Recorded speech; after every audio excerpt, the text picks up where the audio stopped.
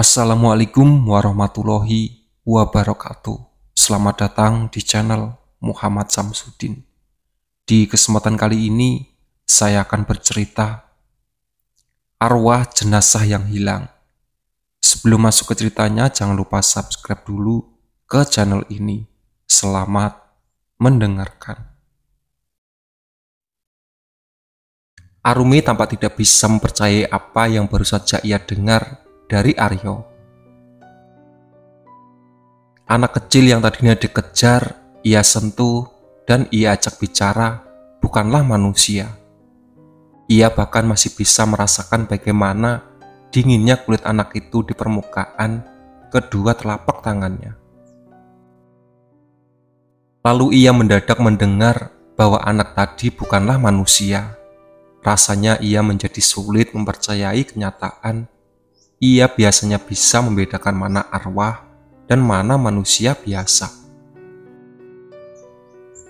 Lalu, kenapa barusan dirinya sama sekali tidak merasa sedang menghadapi sosok arwah? Aryo pun segera menarik tangan Arumi agar mengikuti langkahnya untuk keluar dari kebun kosong yang gelap tersebut. Arumi tidak lagi bicara apa-apa karena masih memikirkan benar atau tidaknya ucapan Aryo. Arumi dan Aryo akhirnya tiba kembali di jalan depan setelah keluar dari kebun kosong itu. Arumi masih saja menoleh ke belakang beberapa kali untuk memastikan soal anak kecil tadi yang disebut bukanlah manusia oleh Aryo. Aryo segera memberi tanda pada Arumi untuk menaiki sepedanya. "Ayo cepat Rumi, aku akan antar kamu pulang sampai ke rumah," titah Aryo.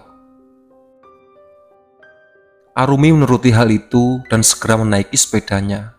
Aryo juga menaiki sepedanya sendiri dan mengiringi laju sepeda Arumi dari arah samping. "Menatap lurus saja, jangan menatap kanan kiri," bisik Aryo. Arumi pun mengangguk. Mereka kini terus menyusuri jalan lurus itu sampai benar-benar tiba di rumah Arumi. Mereka turun kembali dari sepeda masing-masing dan Aryo pun langsung berniat membuka pagar rumah itu agar Arumi bisa masuk segera ke dalam. Arumi pun tiba-tiba menahan tangan Aryo selama beberapa saat hingga membuat Aryo menatap ke arahnya lagi seperti tadi. "Tolong, jangan bilang soal kejadian barusan pada ayah ibuku, Mas. Aku tidak mau mereka menjadi khawatir terlebih padaku," pinta Arumi. Aryo paham dengan apa yang ditakutkan. Arumi pasti akan langsung dilarang sering keluar rumah jika sampai kedua orang tuanya tahu mengenai kejadian di kebun kosong tadi. "Iya, insya Allah aku tidak akan bilang apa-apa pada kedua orang tuamu," janji Aryo. Aryo pun hendak berbalik untuk mendorong pagar agar terbuka lebar. Namun sekali lagi, Arum menahannya seperti tadi. Boleh aku tanya sesuatu pada Mas Aryo?" "Iya boleh, tanya apa?" Arumi terdiam selama beberapa saat. "Apakah kemunculan sosok yang bukan manusia di desa ini berawal dari kejadian yang aneh yang terjadi pada hari kematian Bu Narsi?" tebak Arumi. Aryo pun terlihat menghela nafasnya dan tampak sangat frustasi. Arumi bisa membaca gelagat itu karena sudah terlalu mengenal bagaimana Aryo sejak masih kecil. "Iya, kamu benar. Kemunculan sosok yang bukan manusia di desa ini berawal dari kejadian yang aneh yang terjadi pada hari kematian Bu Narsi. Tapi mari jangan kita bahas ini malam-malam, Rumi. Aku akan jelaskan sama kamu semuanya, tapi tidak malam ini," mohon Aryo usai memberi Arumi jawaban. Arumi pun segera menganggukkan kepalanya. Pintu rumah itu terbuka. Tak lama kemudian, Iksan dan Irma pun keluar saat mendengar pagar rumah dibuka oleh seseorang. Keduanya langsung tersenyum lega saat tahu kalau Arumi diantar pulang oleh Aryo. "Assalamualaikum ayah, ibu," Maaf kalau aku pulang terlalu malam, ucap Arumi sambil mencium punggung tangan kedua orang tuanya.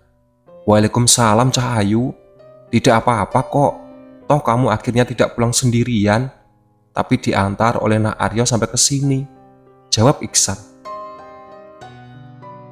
Aryo pun melakukan hal sama dengan Arumi, lalu setelah itu ia segera mundur kembali ke belakang. Masuk dulu Nak Aryo, ajak Irma.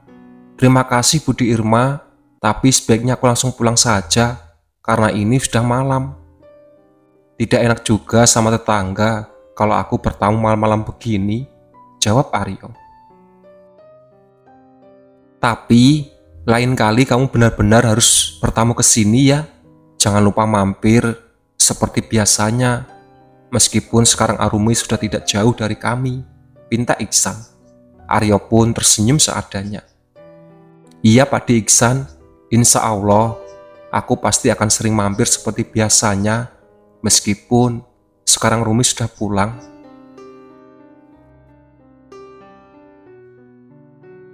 Ayah dan ibu masuk duluan, aku masih mau ngobrol sebentar sama Mas Aryo, ujar Arumi. Ya sudah, kalau begitu kami masuk dan pintu tidak kami tutup, ujar Irma, yang kemudian langsung mengajak Iksan Maksur ke rumah. Arumi dan Aryo pun kembali saling menatap satu sama lain setelah Irma dan Iksan tidak ada di dekat mereka. Aryo mendadak merasa canggung saat sendirinya hanya berduaan saja dengan Arumi.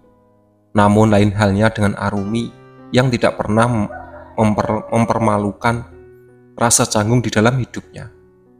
Wanita itu dengan cepat mengeluarkan ponsel dan menyodorkan ke handphone Aryo. Aku mau minta nomor telepon Mas Aryo, ujar Arumi, to the point. Untuk apa? Biar aku bisa hubungi Mas Aryo setelah aku selesai kerja besok.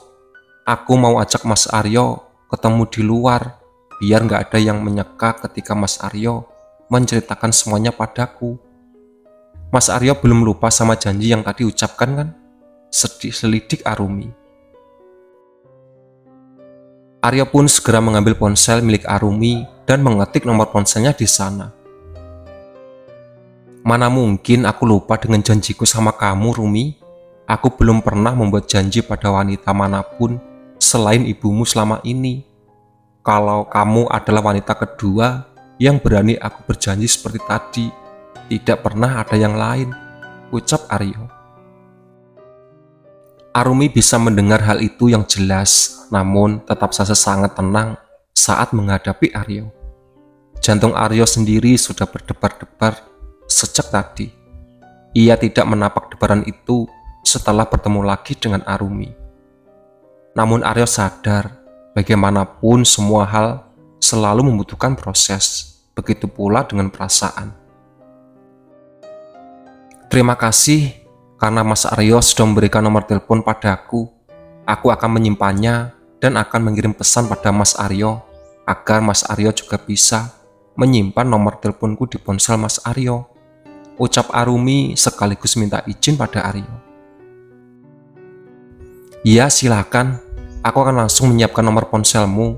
Kalau kamu sudah kirim pesan, Aryo memberi izin. Arumi dan Aryo kembali terdiam selama beberapa saat. Kalau begitu, aku pamit dulu. Besok kalau kamu minta bertemu aku, pasti akan datang. Insya Allah, ujar Aryo memecahkan keheningan.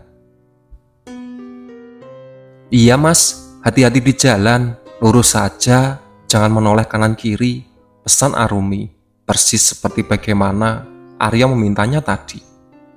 Aryo hanya bisa menahan senyum, lalu kemudian berbalik untuk mengambil sepedanya.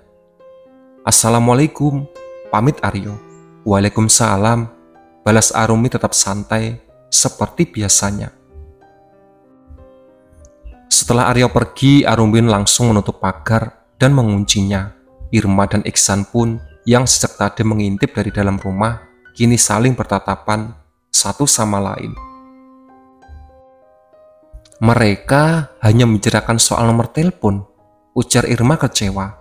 Sabar Bu, siapa tahu besok saat mereka bertemu di luar, akan terjadi pembicaraan yang lebih dari sekedar minta nomor telepon. Iksan berupaya meyakinkan istrinya. Arumi masuk ke dalam rumah tak lama kemudian dan langsung mengunci pintu. Wanita itu berjalan masuk dan langsung menuju ke dapur karena tahu kalau ibunya akan menyiapkan makan malam. "Biar aku saja yang memasak, Bu," ujar Arumi. "Memangnya kamu nggak capek, Cahayu? Kamu kan siaran tadi habis berkunjung ke rumahnya Bude Kasni. Sekarang kamu tidak mau istirahat gitu?" tanya Irma. Irma sengaja mengungkit soal Arumi yang tidak tadi pergi jalan dengan Nuning dan malah menghabiskan waktu seharian di rumah Kasmiati. Ia ingin mendengar penjelasan dari Arumi mengenai hal itu. Karena sejujurnya ia merasa penasaran setelah mendengar kabar dari Maimunah, kata Arumi memilih menghabiskan waktu di rumah Kasmiati dan melupakan rencana jalan-jalan bersama Nuning. Arumi mulai meracik bumbu ayam yang akan ditumis malam itu, sementara Irma masih menantikan jawaban dari putri tunggalnya tersebut. Arumi tampak begitu tenang, padahal tadi dirinya baru saja bertemu dengan sosok arwah dari anak seorang kecil. Entah apa yang membuatnya bisa tenang itu, dan sama sekali tidak ingin mencari tahu lebih cepat dari Aryo. Bahkan setelah Aryo memberitahu padanya bahwa anak kecil yang dia temui tadi bukanlah manusia. "Aku sudah lama sekali tidak berkunjung ke rumah Bude Kasmi, Bu. Aku kangen sama Bude Kasmi, Mas Aryo, dan juga Ari. Jadi saat Bude Unah mengajakku berkunjung ke rumah Bude Kasmi, tentu saja aku tidak menolak. Lagi pula sebenarnya aku memang tidak ada niatan untuk pergi jalan-jalan. Hanya saja tadi Nuning mengajak pergi, jadi aku pun setuju aja dengan ajakannya. Aku pikir tidak enak rasanya kalau menolak ajakan Nuning, karena kami sudah lama tidak bertemu. Tapi akhirnya aku malah merasa terselamatkan oleh ajakan dari Bude Unah," jawab Arumi jujur. Irma pun tersenyum saat mendengar jawaban dari putrinya. Ia yang sedang memetik kangkung di meja dapur kini mencoba melirik ke arah Arumi untuk melihat bagaimana ekspresinya. "Oh iya, Bu, tadi aku sempat dengar kalau ayah meminta Mas Aryo sering-sering datang ke sini. Seperti saat aku sedang tidak tinggal di sini. Apakah Mas Aryo sering datang ke sini saat aku tinggal di Jakarta selama hampir 5 tahun ke belakang?" tanya Arumi. "Iya, Aryo memang sering datang ke sini saat kamu tinggal di Jakarta. Dia tahu kalau ayah ibumu ini sering kesepian sejak kamu kuliah di Jakarta. Jadi dia datang berkunjung ke sini jika memiliki waktu senggang. Bahkan beberapa kali dia sering kok ikut mendengarkan saat kamu sedang menelepon pada kami," jawab Irma apa adanya. "Oh ya, wah, alhamdulillah kalau begitu. Mas Aryo ternyata sangat baik serta peka kalau ayah dan ibu butuh dikunjungi," tangkap Arumi yang sudah mulai menumis bumbu ayam buatannya. "Kamu sama Aryo kan sama aja, Cahayu. Sama-sama baik, sama-sama peka. Aryo mengunjungi ayah dan ibu karena dulu kamu juga sering mengunjungi Bude Kasmi dan almarhum Pak De Haris. Dia merasa harus menjaga kami selama kamu tidak ada di sini, seperti bagaimana kamu menjaga Bude Kasmi dan almarhum Pak Ade Haris dulu. Kamu masih ingat soal sakitnya almarhum Pak De Haris saat kamu masih SMP? Tidak akan ada tahu kalau almarhum Pak Haris jatuh pingsan di samping warung. Kalau seandainya kamu tidak datang berkunjung, Bude Kasni masih di sawah, sementara Aryo dan Ari masih sekolah karena sedang ikut jam pelajaran tambahan," tutur Irma. Arumi pun terdiam selama beberapa saat ketika ingat dengan kejadian itu. Ia ingat betapa menakutkan hari itu karena Haris benar-benar tidak sadarkan diri. Setelah dibawa ke rumah sakit, Haris hanya bertahan 10 hari hingga akhirnya meninggal dunia. Arumi ada di sisinya bersama Kasmiati, Aryo, dan Ari saat Haris akhirnya pergi untuk selama-lamanya. Itu adalah pertama kalinya ia menanggapi proses kematian seorang dan ia masih belum bisa melupakan kenangan itu. Untuk itulah Aryo selalu datang ke sini. Dia takut terjadi sesuatu pada kami seperti yang terjadi pada almarhum bapaknya dan tidak ada yang tahu. Dia datang sendiri ke sini, tapi terkadang juga Ari ikut bersama untuk menemani. Mereka tidak bisa lupa padamu. Mereka ingat semuanya, meski tidak bisa mengungkapkan.